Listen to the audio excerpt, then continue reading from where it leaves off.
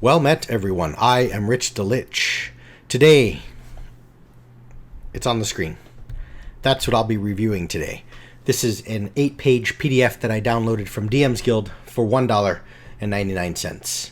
One of my viewers asked if I could look into this content, as he's going to be running Ravnica soon. I'm going to be running Ravnica soon, so I figured why not take a look at it. So I'll run it through my system of layout, design, and editing, and art and content. And at the end of it, with my final score, my thoughts, comments, critiques, hopefully you'll be a bit better informed as to whether or not this might be something that is a good fit for you and your gaming group. Let's jump into it.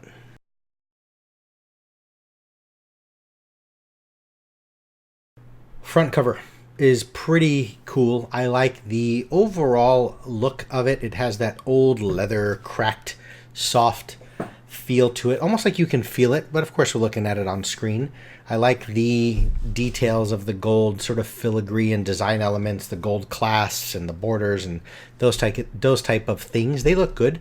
The font is a bit remedial. I don't like not a big fan of the basic Photoshop filters of a gradient and then some emboss layer options on it, and that's it. I would have preferred just some simple bolder font or something like that and just left it alone, but it is what it is. The cover itself has the fist of the Boros Legion. Let me back up just a moment. The guilds, the Boros Legion, we're talking about Guildmaster's Guide to Ravnica. One of the 10 guilds in Ravnica is the Boros Legion, and what we are getting here, if I was to scroll down very quickly, is a number of new options I'm reading right here. For player characters aligned with the Zealous Boros Legion, there's a new race, there's 2 new archetypes, so basically 2 subclasses, and then there's 4 new feats that represent the training philosophy and abilities that you will commonly find within members of the Guild of Boros. Overall, pretty good here. I like the light parchment and the contrast with the darker font or colors. There's the logo once again. You're going to see that motif sort of repeated. The layout here is a little crooked. It's a little off, so it's not the best. I feel like there's multiple columns here, but things are, composition-wise, they're a little bit off-center. The logo here for Necromancers of the Northwest. Take a look at if you happen to be Alex Riggs and Joshua, if you happen to be the creators or the brand behind, or the individuals behind the brand of Necromancers of the Northwest, take a look at an individual on YouTube. His name is Zimri Mayfield. He is a logo designer, but beyond just logo design, his ideas and his methods of how he works through design and aesthetics and the visuals of something, he's brilliant. You're going to get free information, and I believe it's invaluable. Your logo is okay. I don't like the 3 different font uses for your logo. It kind of stands out to me when I'm looking at it. The logo's too big. This part is too big. The layouts are a little bit crooked and off a little bit. As we get through, you have this bold heading, and then you have a subheading. Oftentimes when you look at the official, Player's Handbook, DMG, Monster Manual, there's a little more distinction between the bigger heading and then the subheading underneath that. Almost about this size. You also have 2 similar of stroke width, basically. So you have where it says ability score increase here in italicized bold font, and then your words are readable, very legible, so good use of font, but they're too close to the bold. So when you're looking at these headings of sort of, here's ability score increase, here's age, here's alignment, here's size, here's media or speed, there should have been maybe some indentation or perhaps just a simple space between those categories, maybe even some bullet points. Or if you're going to use these 2, you need to use what's known in the font list, something that's called hairline or light. So for example, if I was to quickly pull up D&D Beyond and I was to pull up a monster, the way it's laid out in the monster manual, it looks like this. You can see there's more distinction between the heading, the category of something in this bold font, and then this is using a little more of a subtle, less stroke width. So it's a little more of a light, or what's called a hairline font. And you'll also usually find them in the same font schools if you're using a good font. So if you're using like a Lato or a Merriweather, something like that that's used for a lot of print work, you'll see Merriweather Light, Merriweather Italicized, Merriweather Regular, which is your typical readable stuff. But just kind of look at the way this is. You have this big bold font, you have this layout here of different size, italicized. It's very easily identifiable when you're talking about one section to the next and whatnot. So there's a critique there in that, you know, some of this alignment and layout could have been a little better, the readability of things, navigation. Here, everything's aligned over on the left. Then when we scroll down, you have these tabs where there's a big space here before you get into devotion to the cause, devotion to the Legion. And then you have bullet points here. So it's kind of often difficult to just navigate through quickly. Now, of course, I can simply read everything, and I understand I'll get all the information conveyed to me once I read it all. But I always use the layout design and editing sort of critique as a way of how quickly can I navigate through something. If I don't know if this is going to be a fit for me, and I want to just read through something really quickly and get that information, can I quickly identify, am I talking about lore and background and detail, or am I talking about actual features and traits that I'll write on my character sheet? You know, and when you don't have that consistency of spacing and bullet point or not bullet point, or it's all left justified or not, it can be difficult to look at what I'm trying to navigate through. But also at the table, if I need to reference something very quickly, I want to be able to skim through that real quick. So that's why the layout, editing, and design stuff is so important. So overall, though, with only 2 points available, it's not going to be a major strike against you if I kind of downgrade it a little bit. 1 point I'll give you, definitely, because it is legible. There's a lot of content here, and I can read through it all. But we'll just leave it at that. It's not 2 points because it is not perfection. There's a lot of room for improvement here. So I'll give layout, design, and editing 1 point.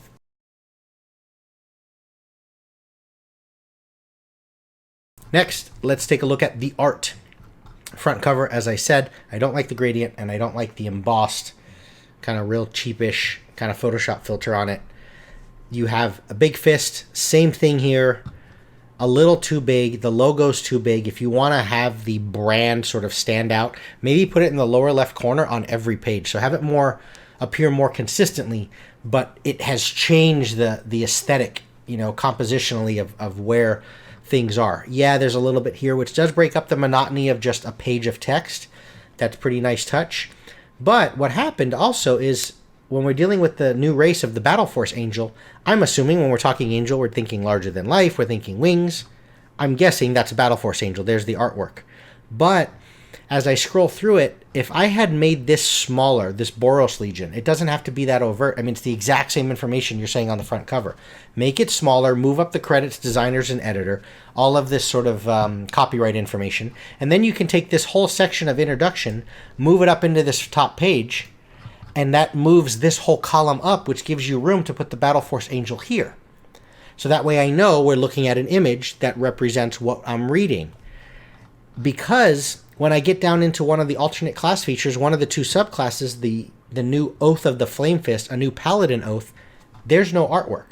But Paladins can have Holy Light. They can be fully armored. This guy has Holy Light and fully armored.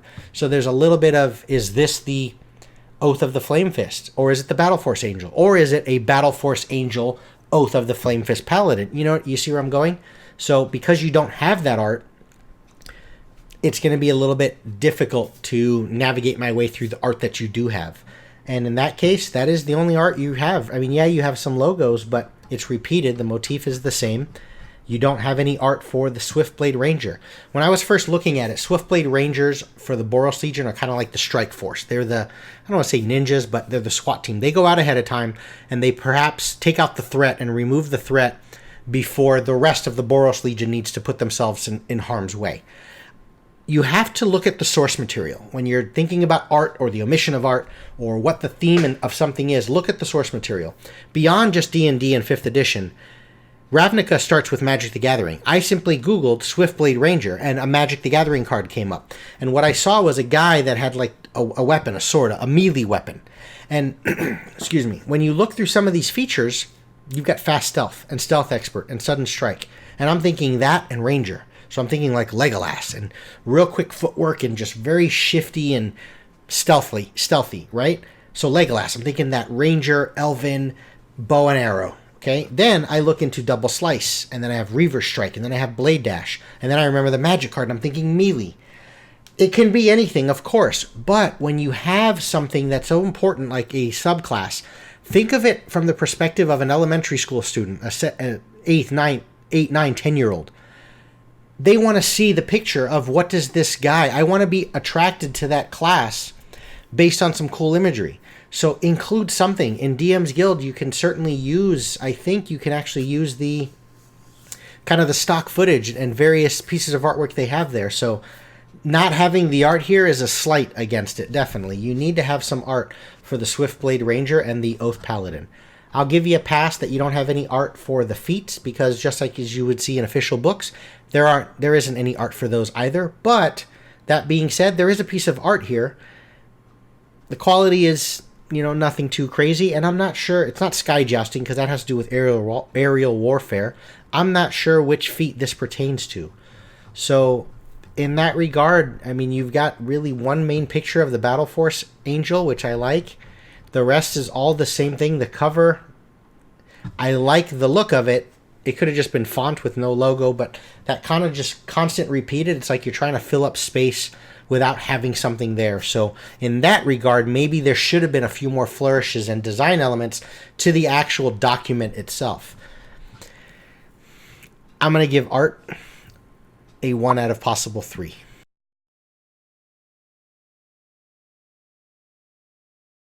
Finally, let's move into the nitty-gritty of it all, the meat and potatoes, the content. So, when it comes to content, we've got some big wording issues here. Let me pull up a few. Let me just read this to you. Fast stealth. Now, in the context, I want you to first know that when I'm talking about stealth, we're relating to something that can often be somewhat ambiguous, tough to navigate your way through, which is hide. Hiding in plain sight, invisibility, perceptions, investigation. Do they see me?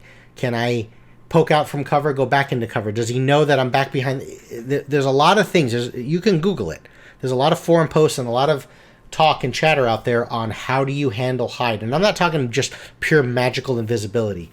So when you already have something that's kind of ambiguous, when you already have something that's a little bit difficult to navigate through, listen to this wording here. Whenever you take the dash action, you can choose to make a stealth check to hide, even if you do not have concealment from creatures you are hiding from. You must end your movement with sufficient cover or concealment to hide if you wish to remain hidden. While you are moving, others can basically make an opposed roll to your stealth check in order to notice your movement. If they fail, they cannot detect the way in which you move. So what happens if they succeed? Do they detect the way that you moved? Sounds logical, right? But are you only making the stealth check for the movement part and they don't know where you went? What if you're in the middle of like open area, an open grass field or a tundra, and you use this fast stealth and you take the dash action and you move and make a stealth check? They fail. They don't see me, but then you stop 50 feet away behind nothing. Did they not see where you went? But at an immediate sort of reaction when they look and see that you're standing there in the open, do they now know, oh, well, he went from here to here? Or do you only use the ability when you have some place? You must end your movement with sufficient to hide if you wish to remain hidden. To remain hidden. So were you hidden during the movement, but now that you don't have anything to cover, it's a little cumbersome. Okay? We have Reaver Strike. When you reduce a creature to 0 or fewer hit points, you may make an additional attack against another creature within range with a held weapon. So is it saying that I can make an attack at another creature within range with my held weapon? Are you trying to say it's a melee weapon or range, or just simply a held weapon, which can be anything? Or you may make an additional attack against another creature within range with a held weapon.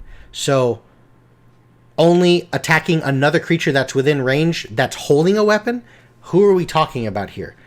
Once again, a little bit cumbersome in the wording. It needed to be edited, and it creates some issues with content simply for the fact of when there's wording issues and it's lore, background, setting, I can give that a pass because I can figure out the rhythm and the gist of what's trying to be said.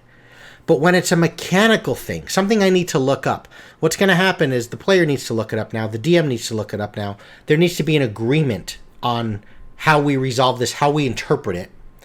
you can't have any ambiguity on a mechanical standpoint, because if you interpret it wrong or from one table to the next, the consistency is not there, and it can be unbalanced for some and balanced for others. It can be balanced depending on how you interpret it.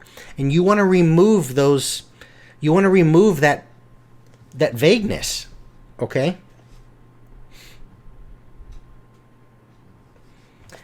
This feat, attacks made against you. Okay, let me read the first one. You have advantage on all weapon attacks against targets threatened by at least 2 allies. In here, you're using allies. You're not just using creatures. Creatures can oftentimes be representative of the PCs and the monsters. Okay? A creature is kind of everything, but creature can be good or bad. Just like if you don't have an evocation specialist wizard, when you throw a fireball, it's going to hit all creatures in that radius. It's not discriminating. Okay?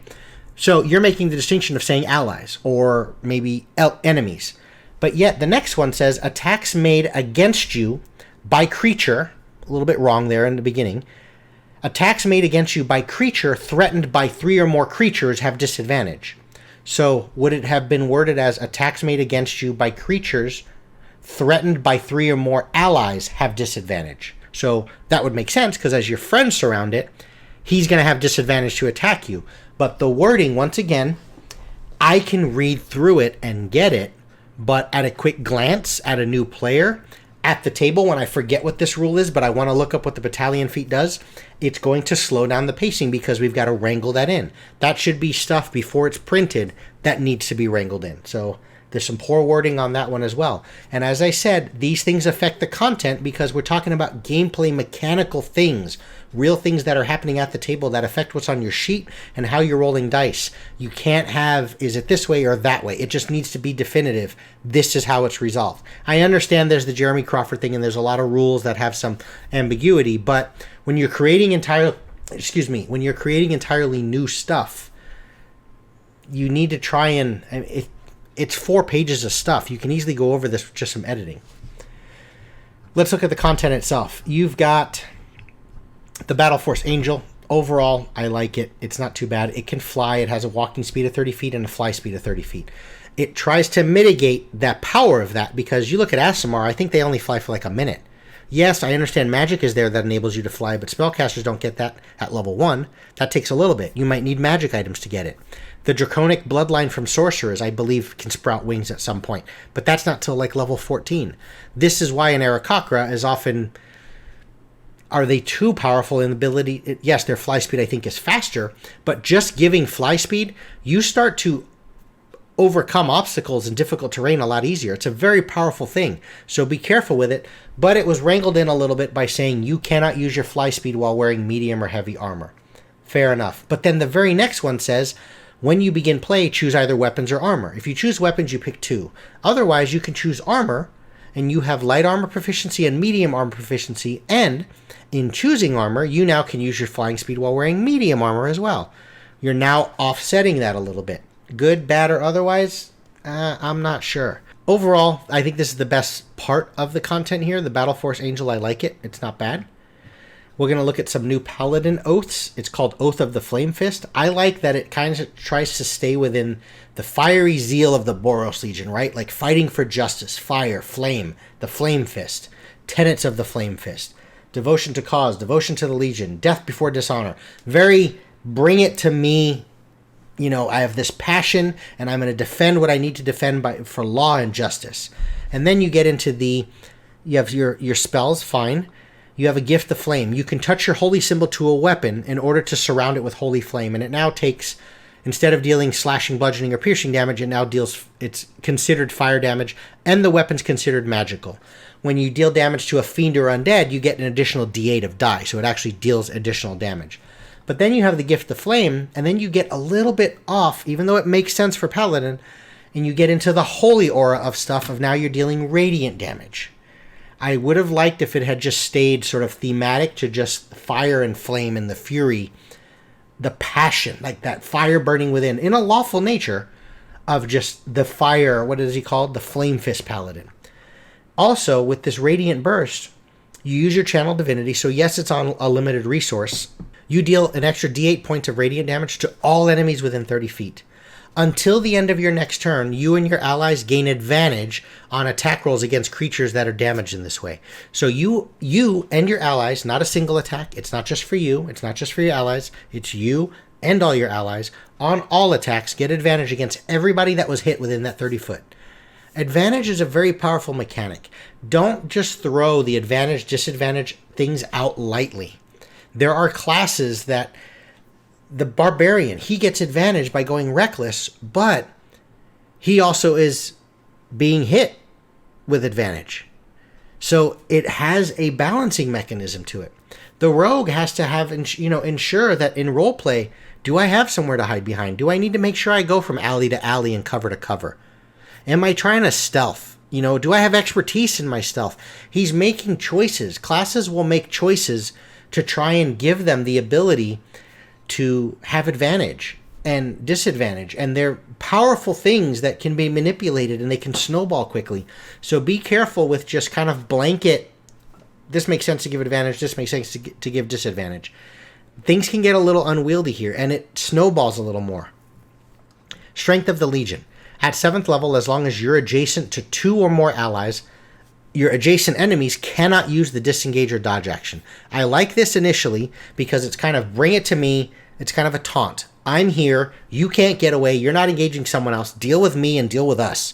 This is what's here. This is the strength of the Legion. This is the fiery zeal of the Flame Fist Paladin, Oath of Fire, whatever you want to call it. But then the very next sentence, additionally, or the next paragraph, when you are adjacent to 2 or more allies and you take the disengage or dodge action, your adjacent allies get some AC. Now you're giving some benefits to leaving. It just kind of is a little cumbersome, and it kind of just flows in 2 different directions at the same time. I don't like the way that it kind of did that. You have some higher level abilities for the Oath Paladin. That's fine. I can give a pass to those because it's real high level stuff. Looking at the Swiftblade Ranger, I already mentioned it's cumbersome reading through the fast stealth. Stealth Expert, you gain proficiency and expertise in stealth. Sudden Strike, whenever you make an attack with advantage against a creature while hidden, you deal additional damage. Also, a creature that's damaged by that is going to have disadvantage on all their attack rolls. There's just the sort of the disadvantage thrown in there again. Also, as a ranger, you're now kind of overstepping the rogue a little bit in a certain sense. Of he's that stealthy. I understand thematically you want to have that strike force, strike first, strike hard type of Swiftblade Ranger, but be careful of just throwing things in there that other classes would be like, well, why don't I just play a ranger and pick one of these specialties? You have double slice. Whenever you use a bonus action to attack with your offhand weapon, you may make an additional attack with it. I'll give it a pass. When you strike a single target with a melee attack, more than once in a round, you deal an additional d8. That's a good one. Penetrating shot. Whenever you make a ranged attack against a creature that you have already damaged with a ranged attack this round, your next attack ignores any bonus to AC. Not from mage armor, not from shield, not from natural armor. But you hit a guy wearing full plate, your next attack, which rangers do get additional attacks, your next attack turns his AC from an 18 to a 10. That's a +8 switch. That's massively powerful. Reaver Strike. When you reduce a creature to 0 or fewer hit points, you may make an additional attack against another creature within range with a held weapon. That's the one that's a little bit wonky in how we read that. Whenever you use your reaction to make an opportunity attack, you may make an additional attack against that creature. If you're wielding 2 weapons, you may also make an additional attack with your offhand, with the normal penalties. Action economy. A reaction is a limited resource thing, just as a ready action would be. You can move and do your bonus action, but your ready action is triggering to do a single sort of thing. I want to move as a ready. I want to attack as a ready. The reaction is just the same. You kind of get that one swing. Now you all of a sudden, within that small little time of a reaction, you can attack 3 times. You attack normal as your reaction, as an opportunity. You make an additional attack against that creature, and if you're dual wielding, you make another. That's too powerful. It's too much. Some of these abilities here, I'm not going to go over all of them. There's a very strong, overwhelming sense of following and adhering to the theme and trying to stick with what this cool ranger would be within the Boros Legion. And then that sounds cool on paper, but now let's just throw down some mechanics and see if we can capture that flavor. And in doing that, you've created, in my opinion, whether you want to say it's an unbalanced, I'm going to say it's an unbalanced archetype or subclass. It's just something that doesn't feel like it was brought through any sort of balancing mechanism. It doesn't seem to be listening to or adhering to what's already there. And I've said this in other videos before. What that does for me is it makes me not trust the content. And I don't mean knowing them, personally. This is not, of course, any sort of personal attack. It's just my number one, first and foremost, folks. It's not the right way, the only way, the best way. It's just my opinions, and that's the point of these reviews, is telling you what I think of it from the experience of a dungeon master and how it fits at my table. And in not trusting it, I don't know that I can bring this to my table without someone dipping in a multi-class and just absolutely breaking something. One thing I hate to do is have someone do something, commit to something, fall in love with something, a magic item or a class in this particular case, and then because it's getting really out of sorts for my group, I need to take it away. I don't like the rust monster effect. Okay, it's just a shitty thing to do. So I don't trust that I can bring it to my table. When we look at these feats, we have a battalion feat. You're an expert at attacking with your allies to overcome challenges better than you could otherwise do alone. You have advantage on all weapon attacks against targets threatened by at least 2 allies. That's broken. You have advantage, just forever. By engaging, large enough group, 6+, the fighter takes this. I mean, the rogue takes this. He's sneak attacking all the time. Okay? Attacks made against you by creatures threatened by 3 or more creatures have disadvantage. Let me read that one more time. Attacks made against you by creature threatened by 3 or more creatures have disadvantage. That's the one we went over. It's just cumbersome. You can use a bonus action to allow an adjacent ally to make an attack against a creature that you both threaten. Number one, it doesn't say, I'm assuming, but it doesn't say they have to use their reaction to do that. And then you're stepping on the toes of the battle master, allowing another player to use their reaction to do that. So the omission of that, though, is it leaves some ambiguity. Do I have to use my bonus action to get that attack on your turn, or do I? I'm assuming it's a reaction because you're doing it off turn, but you're taking a little bit away from that little essence of one of the Battle Master's superiority dice type of things. And then all 3 of those things are within 1 feat. Mentor. Okay, you can increase your charisma by 1. Good, fair enough. As a bonus action, you can grant an adjacent ally advantage on the next attack roll they make. It's just constant throwing of advantage and disadvantage and advantage and disadvantage. Radiant Caster. This last one here, you can choose to heal an ally within 30 feet when you deal radiant damage. This restores a number of hit points equal to your charisma modifier. You can only use this ability a number of times equal to your charisma mod before you have to complete a long rest. Fair enough that it's on sort of a timer. You limited resources, but a cleric with this radiant caster, if they have some charisma, I believe they can cast like Sacred Flame, or there's a radiant spell that deals damage that's a cantrip.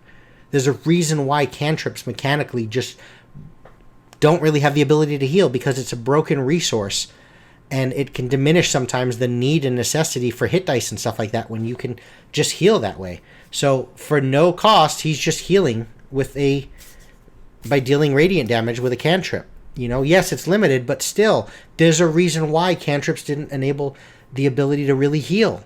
Now when you just throw it and tack it onto this ability, can that snowball somewhere? Once again, trusting in the content. So overall, my score for content, I'm not a huge fan. I like the Battle Force Angel, so we'll say that's 1 point right there. And I like the efforts of trying to adhere to the flavor and the vibe of the Boros Legion, though things seem unbalanced, so I'm going to give it 2 points. So my content score is 2 out of 5. And this is my final score.